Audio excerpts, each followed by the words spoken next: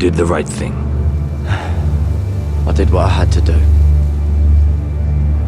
He was your friend.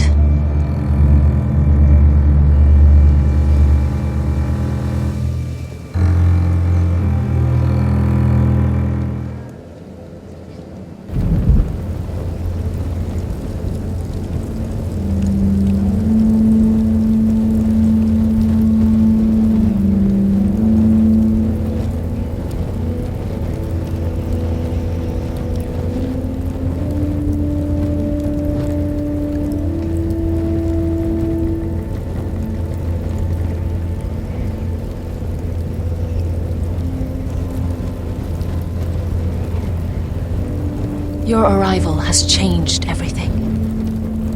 Even though we've been preparing for it all our lives. Now we don't have much time. We were sent here for a reason. To protect the North Grove. Winter is coming, and we have a role to play in the war to come.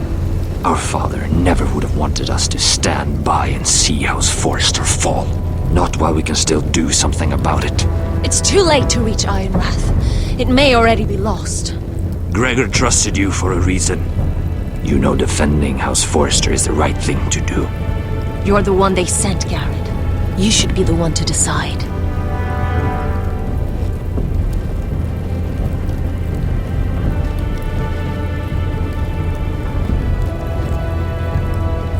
House Forrester needs our help. So we'll gather our forces and march south. May the gods guide us and protect us.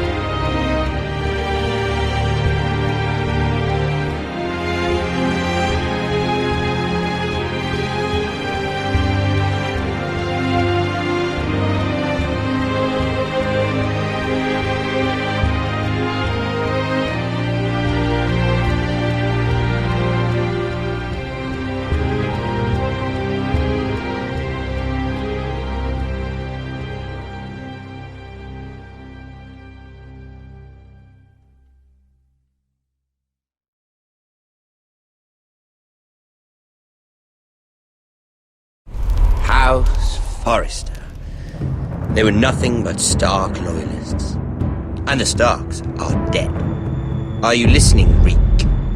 Father wanted to make sure they'd bend the knee. And what do I find? A child lord. Ethan the Bold. With some parasite by his side. As if I'd come to negotiate. And I thought, oh, this is going to be fun.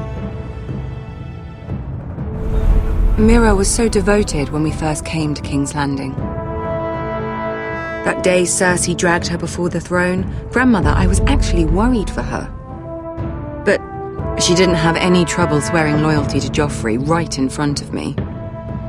Then she had the audacity to go behind my back with Tyrion when I'd clearly forbade it. And that day she pushed me to ask Joffrey for help when he ripped my dress. It was bold, I'll give her that.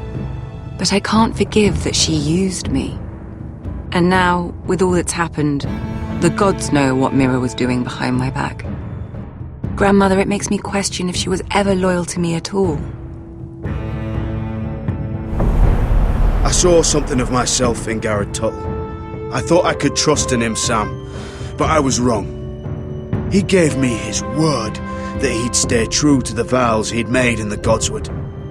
Yet before a day was out, a brother was dead atop the wall. I needed his sword at Craster's. I defended him to Frostfinger. And it cost me. Whatever happened up there, a man of the Watch doesn't run away. Who should return then? But another Lord Forrester. Roderick. Back from the Twins with balls so shrunken he let Griff Whitetail beat him into the mud in his own yard. Reek, I had to come and see this walking tragedy for myself. But he didn't even have the courage to stab me with my own blade. Needless to say, I wasn't too impressed. And I was hardly surprised to hear he didn't last long. The savior who couldn't save anyone. There was something about Asher Forrester. You would have liked him, Miss Sandine. He was rather earnest, I suppose. But he had heart, fighting with a former slave by his side.